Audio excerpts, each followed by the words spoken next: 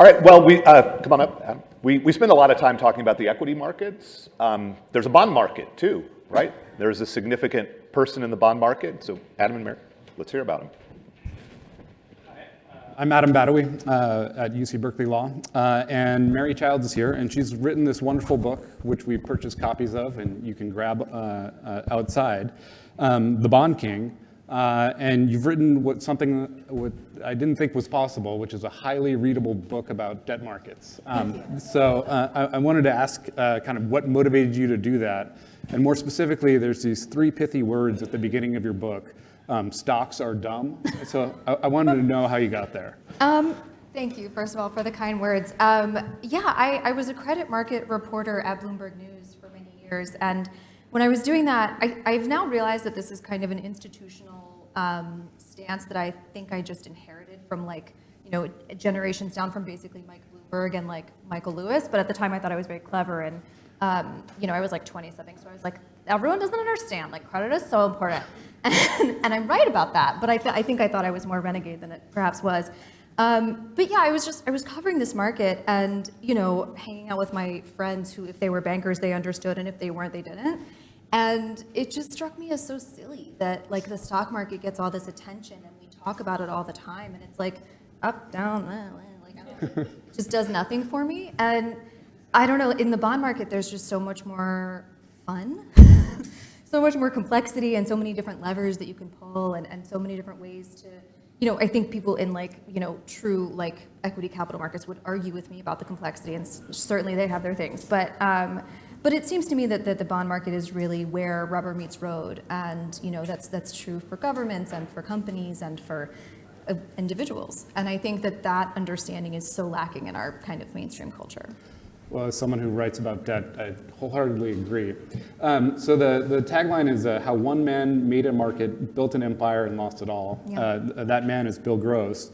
And until I read the book, I didn't really appreciate that he kind of really did invent the bond market. So can you tell us how this kind of gangly kid who was counting cards in Las Vegas invented this market? Yeah, so it's really kind of unfathomable to us now, but at the time, people just put bonds away. They would, buy a bond and then send in the interest payment little coupon, and that was substantially it. You wanted your money back at the end. You wanted a stable investment that you could kind of nicely line up against your liabilities, and that was the game. And when Bill Gross started his career, his job was to evaluate companies and to kind of decide which ones to lend to and which ones not to. And he famously met Sam Walton and evaluated Berkshire Hathaway, and he's very proud of those things. But he found it pretty boring, largely. It was just you clip the coupon, literally with scissors. And so he wasn't into arts and crafts, but he wanted to make it a little bit more interesting. And inflation was very high at the time, which erodes the value of these fixed income instruments. And he's like, why don't we trade? Now, obviously, you can't trade alone, so this was kind of a spark that was happening. This guy, Howard Rakoff, he was, in my view, he's kind of the evangelist of active trading, because he got this kind of bee in his bonnet about it and went around the country recruiting people basically to trade with him, to be able to get people on board with him so that he could prove out that this was a way to make more money. Bill Gross was one of those people he convinced, and turns out Bill was really good at it. And it seemed like if you invent a market, you probably have a pretty good edge. And it seemed like he had a very large edge for a while. And there's kind of this legendary trade in Ginnie Mae securities in the early 80s. Can you tell us about that? Yes. So this is my favorite story in the book. It was also the absolute gnarliest one to report out and write, because everyone kind of remembers it differently, and a lot of the people just aren't with us anymore, or basically in 1983, PIMCO discovered that this contract had a bunch of flaws in it that had not been revealed because rates had not been coming down. And it was this kind of confusing situation where futures were kind of new and people were trading this with a lot of implied assumptions, and those assumptions just hadn't been tested. And basically, Chris Dialanis at PIMCO was like, we should think about this. I'm pretty sure there's a way to corner this market. And he would never say those words, I'm sure, at least not to me.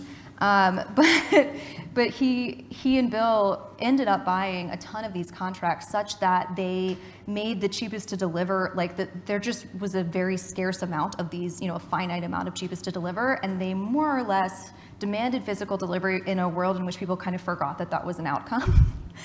And lo and behold, they got, more expensive to deliver.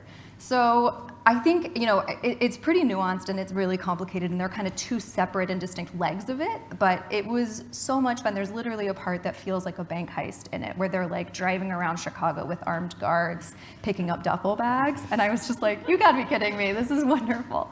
And I think Bill was elated that I came across that trade, because it's like, your best big fish stories, people don't always know them, and it's, I think he was happy that I dug that one up. The sense I got in reading the book was that they had this huge edge for a while, Yeah. but then the market got more sophisticated, and it might have started to go away. Yeah. Kind of probably maybe the beginning of the century or so. And since this is a financial fraud conference, we should maybe talk about. So, I mean, PIMCO didn't get into too much trouble, but they did. I think it was in '05. They basically cornered the market in some futures. Can you tell us about that? Yeah, it's sort of a parallel to the Ginnie Mae trade, wherein there was a scarcity of that cheapest to deliver again, except this time in U.S. Treasuries, in this one kind of issue of U.S. Treasuries. And the idea was that you can get this kind of tail wagging the dog world in derivatives, where the outstanding amount of derivatives just outnumber and kind of overwhelm the underlying. And that's, I think, basically what happened here. And what I love about this is, they ended up settling with the SEC and with some investors, but it was an interesting situation where they, like it was in the interest of clients to be this aggressive. And the idea was that if we didn't do this trade, we were allowing, I think the word on the street was that like Citadel was on the other side, aren't they always? And that, why would I let Citadel just take money from my clients? Why would I let banks just take money from my clients? Like, I should do the most aggressive thing because it's in my client's interest. If it's not illegal, it's legal. And I don't know, I think that serves them really well until it doesn't. And relative to the amount of money they made on that exact trade, I can't say that this one was, worth it. But I think that, it's illustrative of this idea that there's a vast gray area, and if you're comfortable, it's a spectrum of where you're willing to say, okay, this is okay with me, this is okay with me, and everyone's going to differ, right? You're going to make your own little compromises along the way, and regulators might be here. You got to figure out where exactly, when you're ready to have that conversation with a regulator. You suggest in the book that they may have gotten lucky. Kind of at the time, markets were different. Do you think what might have happened these days? I mean, I think regulators have been playing a lot of catch up in various markets, right? And the kind of eternal beauty is that markets keep moving, so they'll always be playing catch up to some degree. But in that one, yeah, I think the degree of sophistication in regulating these markets, it's almost comical how ill-fitting some of these regulations are for the market, where I've reported on situations where someone can be within the bid-ask and still, people come after them, and it's like, well, if you're within the bid-ask, isn't that, like, what else do you want? What else, what are we supposed to be doing here? So the difference between like spirit and letter can get really exciting and confusing, I think. So speaking of getting lucky, there's a couple trades like kind of around that time period that just kind of took my breath away. It's so incredibly risky. One was the Fannie Freddie, right, where kind of they got, and he lobbied essentially for the line to be cut at what he held. Yeah. And then he was also selling volatility with these straddles in a way that could go pear-shaped really quickly. I know, right? So was he, at one point did he lose his edge is the question that I have. Oh gosh, that's such a good question. I mean, I think a lot of people would kind of date it back to his enormous treasury short in 2011, selling all treasuries and then actually going structurally short. That was a confusing one because, like you say, there were these traditional methods that he had, tools that he had, trades that he liked to structure in the market that he was actually quite good at. And like selling volatility is a pretty risky game. You can end up being on the edge of a knife, like you are saying. But he was like, I think statistically good at it. And the 2011 Treasury bet was just off the mark. He was just flat out wrong, just like really wrong.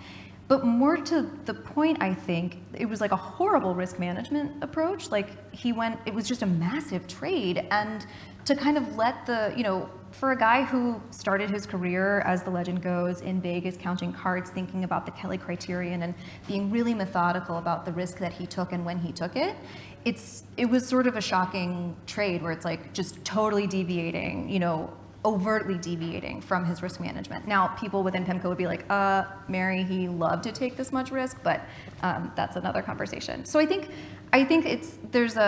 it's difficult to kind of stick to your traditional things that have served you when your kind of legend has grown in the way that his did, when maybe you start eating your own cooking a little.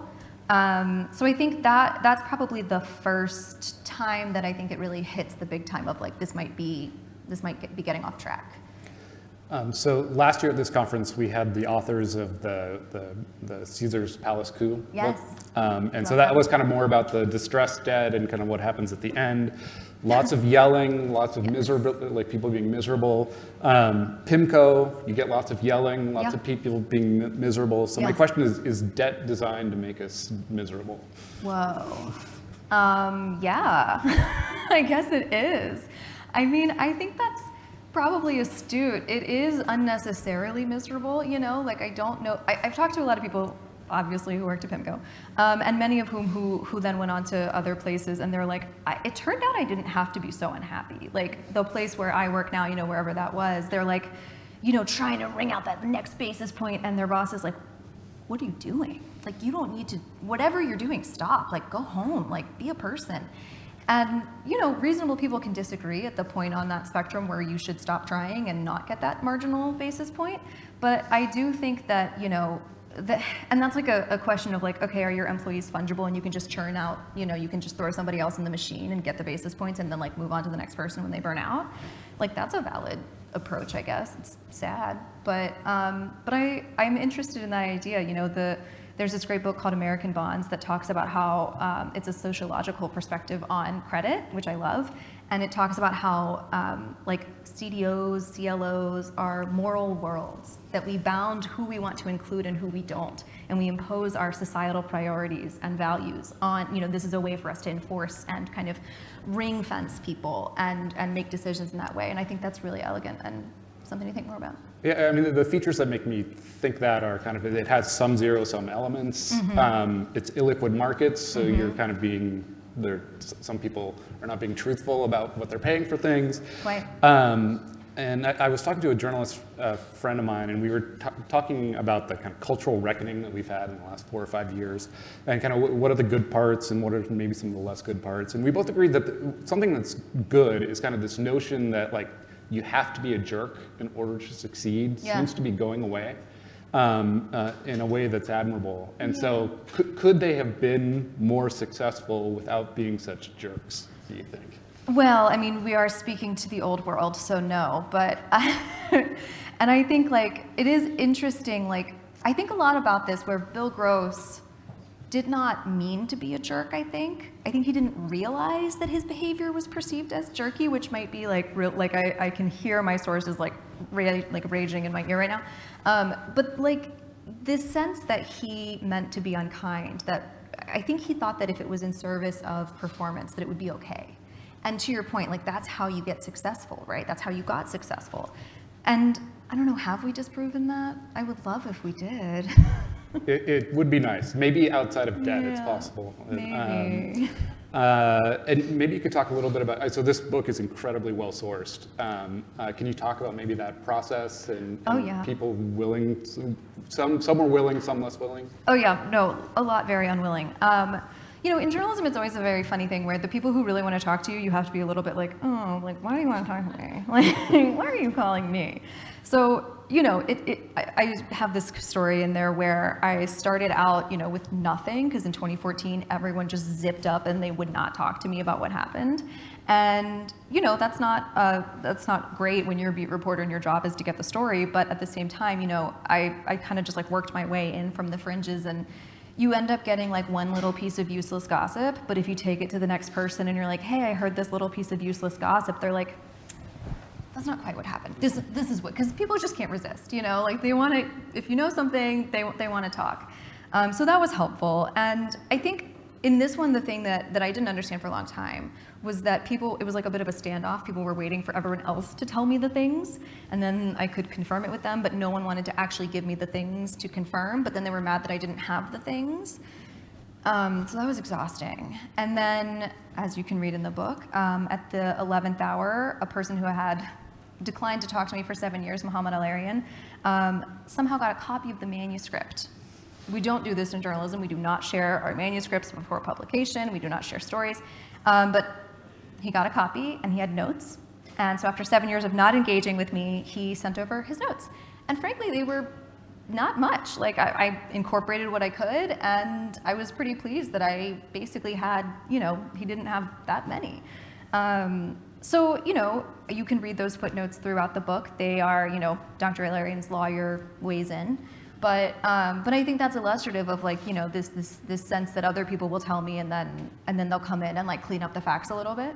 That was definitely, they're very options tradery at PIMCO. They very much have a sense of that deadline and like the real deadline, like not the fake deadline that the one that actually would have been convenient for my life. They don't care about that one. They want the one where the book is about to go to print or maybe also is already typeset.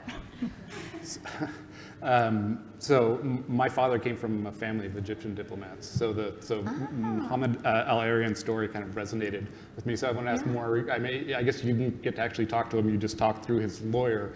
And I don't want to spoil the ending either. But can you give a sense of kind of how was he deftly negotiating this situation at the end? Oh, yeah. I think in a diplomatic way. Yeah. One thing that I think a lot of people on the outside when I was working on this book thought that Muhammad Al-Arian would be a great source for me and that Bill Gross would not, because it was, the story is bad for Bill and Muhammad's so nice and always in the press and so accessible. And in fact, the opposite was true, which people within PIMCO all assumed also. They were like, Bill will talk to her, but Muhammad never will. And the difference there is, I think that Muhammad, and I'm projecting here, so like this is me, not Muhammad speaking, certainly. But I think that, the perception within PIMCO was so different from that public image that, he hadn't traded in a long time when he was at PIMCO, and no one respects anyone if they're not trading. And he hadn't, I think the idea of this very polished economist, just from a Bill Gross standpoint, which, the PIMCO DNA is Bill Gross, whether or not they like that, sorry. There's just they're like, what are you saying? You're saying macro things. What does that mean? What's the trade? What's the trade? So I think that difference between his public perception and the perception within PIMCO was unsettling for him and probably higher stakes than for a lot of other people. So the first time I encountered Bill Gross was when I got a note from the retirement fund at the law firm that I worked at for a couple years saying, we are out of PIMCO. And I was like, why would you leave PIMCO? And so then I did all my work to figure out who Bill Gross was.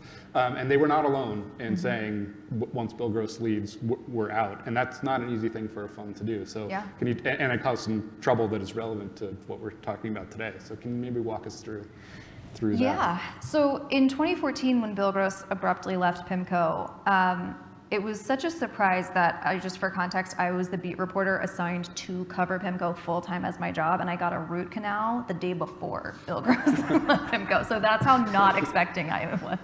So it was a big surprise. And, it's funny in retrospect, but at the time, we have all this idea of key man risk, right? And so much of every firm that is founded by a person who's still there is still oriented around that person. And if that person gets hit by a bus, as we say, then, all these people immediately pull their money. And, that wasn't necessarily written into the clauses as it sometimes is, but at PIMCO, it was more of a Bill Gross is PIMCO, therefore what will this place be without him? And I think the opposite is also true. The idea that this $2 trillion firm, yes, so much of it went back to Bill, but as you've seen in the years after him, he kind of accidentally built an incredibly resilient firm. I think he did not mean to do that, and a lot of it, of course, the credit goes to some of the executives that did more of the business side of it. But his goal was never to have this great firm outlive him, I don't think. I think that was sort of salt in the wound. But it was this seismic event that regulators were worried about. They were calling, the Larry Finks of the world saying, what's going to happen? PIMCO had been such a big player in some very critical debt markets, notoriously the government of Brazil, they would joke in emerging markets. They were like, well, the central bank of blah, blah, blah just did something, but the central bank of Newport Beach just did the opposite. So, and that was huge. So there was real concern that, Bill Gross's favorites would get punished and that would destabilize markets and potentially countries, which is bananas because as we now know, some of those things didn't really come to pass. So the book is written in a very objective fashion. Thank you. But in the epilogue, kind of the mask comes off a little bit. And I strongly encourage, this epilogue is really powerful. Thank Thank you. I really enjoy. I mean, you should read the whole book, but especially the epilogue. And this was a process writing this book. It sounded like. So could you? I mean, it felt like it almost took something out of you. Could you Oh talk? no, it did. It did. This book took 7 years, and it was terrible. I can't recommend the process to anyone, and indeed, I'm unrecommending it to everyone to talk to. But no, like the panel was saying, the panel before this was saying, like these situations can get so fraught where, there are no murders in my book. Like nobody died, to my knowledge. Like it was pretty straightforward. And frankly, the PIMCO people that read it, a lot of people called me after, and they were like, "Well, this is just a list of facts." And I'm like, yeah, what'd you think it was going to be? And I understand that there are other potential outcomes that they thought would have happened, which I find slightly offensive. But I don't know, like the disparity in power is really annoying. Like for a time when I was writing this, it was just me. Like I was freelance, it was just me working on this book. And I guess I hadn't realized, like John was just saying, the kind of institutional backing is so critical. Like just being myself and being like, hi PIMCO, like can I meet with Chris Dialynis? Can I meet with, so-and-so? They're like, lol. Like they were nicer than that sometimes. But the power mismatch was really acute. And I don't have billions of dollars. I know that's shocking to a lot of people, but it was comical at times where these people were just like coming after me with their full force, and I'm like, what do you want? Like, I have $12. Like, I don't know what to tell you. So I read or listened to something that said that, and this is relevant because we have a panel on art later in the day, that you do some painting I do. as a way to probably help get through the process of this book and the pandemic and so on and so forth. And so you did some portraits of some of the folks in here. Yeah. Was anyone particularly therapeutic in Oh painting? no.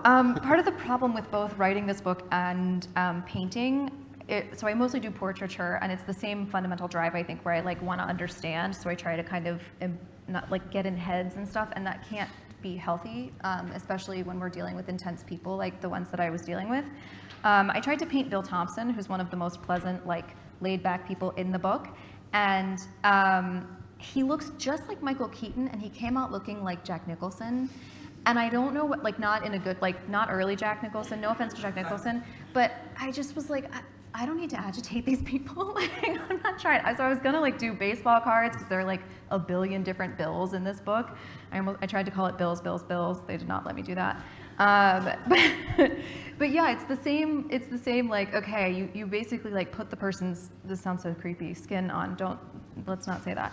But I'm like, looking so closely at a person. So I try to, I do it as a balance, like you say, as it's like the other parts of the brain to exercise, and I think it's like healthy to do that. But in this case, it didn't work. I've written a book, and I'm not sure I'll write another one. Yeah, right? But oh my God. what's the next death story we should be thinking about? Oh man, I mean, the market just absolutely vomiting. I don't know. I mean, one of the things that I think a lot about is, like everyone knows, this is when the, oh God, this has been a fraud the whole time things come out. And so that, it's kind of just now we're going to start to see those things actually breaking. And just as in the Ginnie Mae trade in 1983, when rates finally turned in a different direction, all of our underlying assumptions are going to suddenly become really, really apparent, and we're going to learn where we were wrong. So that's not really a good answer because I've been talking too much about my own book, so I don't know. But I'll end by asking, like you said, bond markets are going crazy. Yeah. No one knows what's going on. Yeah. So, but you've been covering this forever, so you must know. What's happening? I think I told you I'm not a billionaire, so like don't ask me. But I don't know. I mean, it's a paradigm shift is always the moment when you get, yes, the frauds, but also the innovation. And I'm like the panel before was saying, like maybe crypto is both of these. And it's kind of the time in which, the old things finally die. Right, so the kind of Schumpeter theory maybe that finally will have kind of a cleansing and like wash out some of the stuff that wasn't working, and it's an opportunity to reevaluate some of the, I don't know, decisions we made and structures that we built. Do you think Bill Gross is at a Bloomberg terminal? Like, can he give it up? No, he can't give it up. No, he's golfing in Palm Springs. He's happy. as that goes. But I think he's still trading his personal account, and I don't know that he can stop. Yeah. All right, well, everyone should read this book. We've got copies out there. If you're out there, please buy it, and please join me in thanking Mary. Thank you so much.